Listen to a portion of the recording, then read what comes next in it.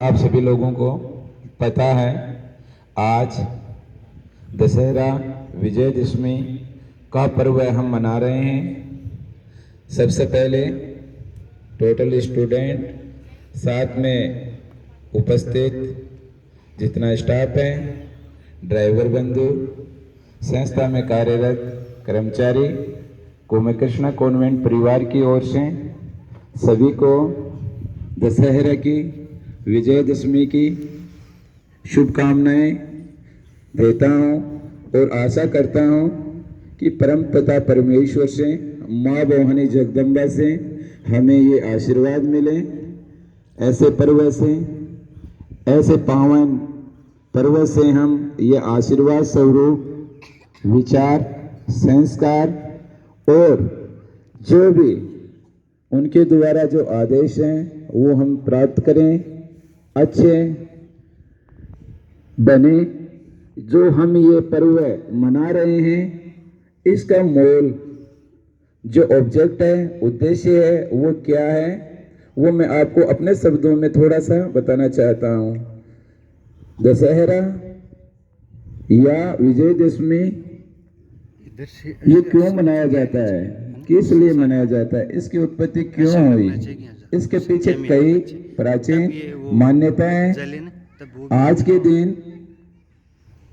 राजा राम ने 14 वर्ष का वनवास पूरा करके अपनी नगरी अयोध्या में वापस आए, रावण को मार करके।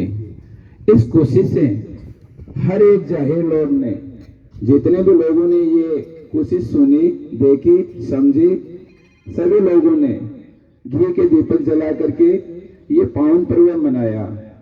एक मान्यता ये भी है कि माँ भवानी ने प्रतिपदा अश्विनी शुक्ल पक्ष की प्रथमा से लेकर के नवमी तक माँ दुर्गा काली का रूप बना करके, शिव दूती चामुंडा का देव रूप बना करके अनेक रूपों में प्रकट होकर करके और अनेक प्रकार के दैत्यों का विनाश किया। नवमी महानवमी के दिन उन्होंने इस पृथ्वी को दैत्यों से मुक्त कराया। इस प्राचीन कथा के माध्यम से भी विजयदशमी का जो पर्व है वो मनाया जाता है।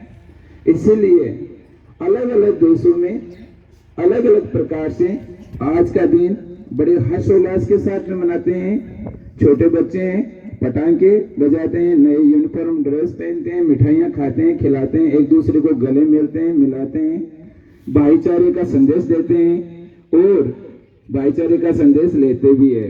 ये जो हम पर्व मना रहे हैं ये एक पाप पर पुण्य का, यानी धर्म पे अधर्म पे धर्म का, बुराई पे एक अच्छाई का, अन्याय पे न्याय का संदेश हमें देता है, जीत दिलाता है। कहने का मतलब जितनी भी बुराई है उनका कोई समय नहीं रहता है, वो बहुत समय तक नहीं टिकती है। कुछ समय के बाद में अच्छाई ही वहां टिकती है, पुण्य ही टिकता है। पाप से कमाया हुआ धन, चाहे धर्म, चाहे कोई भी वस्तु, वो ज्यादा समय तक के लिए नहीं ठहरती है। जैसा कि आप लोगों को पता होगा, रावण का दहन या उसका विनाश क्यों किया जाता है। जितने भी स्टूडेंट हैं, उपस्थित कर्मचारी हैं, इकट्ठा तो हुए हैं, लेकिन किस लिए? वो इसलिए कि रावण का दहन अब आपके सामने हो रहा है, वो क्यों हो रहा है, इसका रीजन क्या है, कारण क्या है। एक तरफ राजा राम थे, दूसरी तरफ रावण थे। रावण राम से ज्यादा बुद्धिमान, विद्वान, गुणवान, धनवान, रूपवान, हर कुछ में एक स्टेप अलग या ज्यादा ही था, यहां तक का बुद्धि में भी। लेकिन एक समस्या रावण के साथ थी, यानी एक बुराई रावण के साथ में थी, वो राजा राम के पास में नहीं थी। वो क्या थी?